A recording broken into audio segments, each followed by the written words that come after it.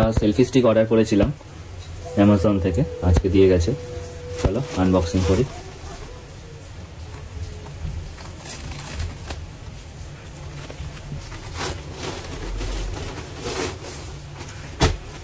আবার একটা প্যাকিং।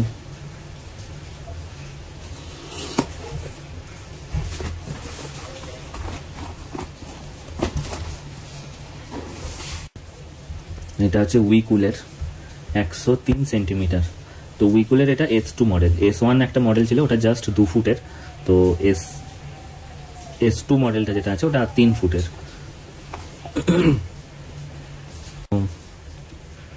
এখানে দেখতে পাচ্ছ এটার দাম আছে 2499, কিন্তু এটা আমরা অর্ডার করেছি 699, 699 টাকা। চলো খুলে দেখা যাক।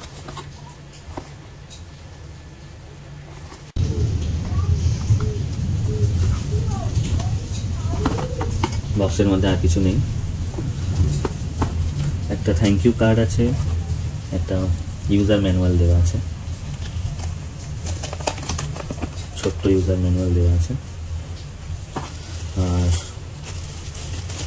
দেওয়া আছে সেলফি স্টিকটা।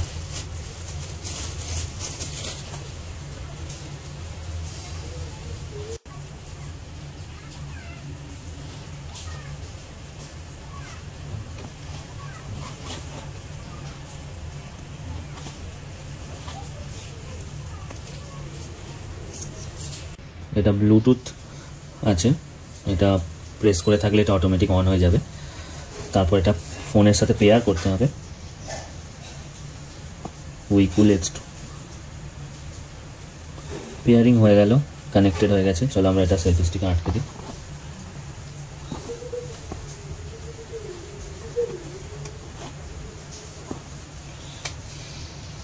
এটা দিয়ে টাইট করা যাবে।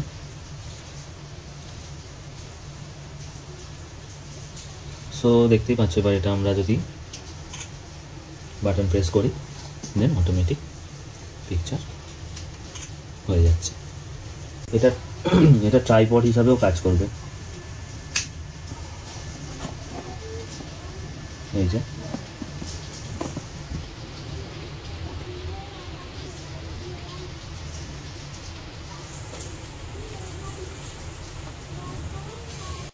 এটা বেশ কয়েকদিন হলো এটা ব্যবহার করেছি। এটার কয়েকটা প্রবলেম যেটা দেখেছি সেটা হচ্ছে যে এই জায়গাটা হচ্ছে এই যে এরকম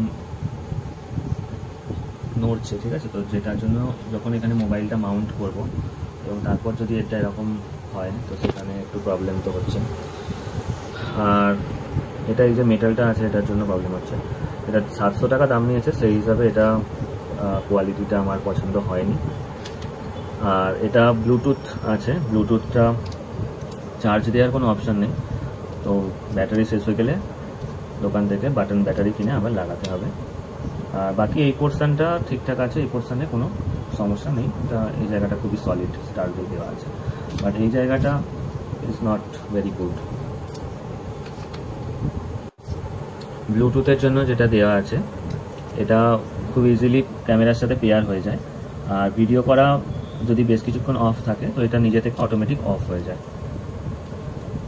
এটা যেটা আছে এটা এইভাবে ইউটিউবের জন্য ভিডিও বানাতে পারো, আর রিলস বানাবার জন্য এইভাবে ক্যামেরাটা ঘুরিয়ে নেওয়া যাবে। আর একটা অপশানও আছে এখানে, এই যে পুরোপুরি এটা মানে অ্যাঙ্গেলটা আরও বাড়ানো যাবে আর কি।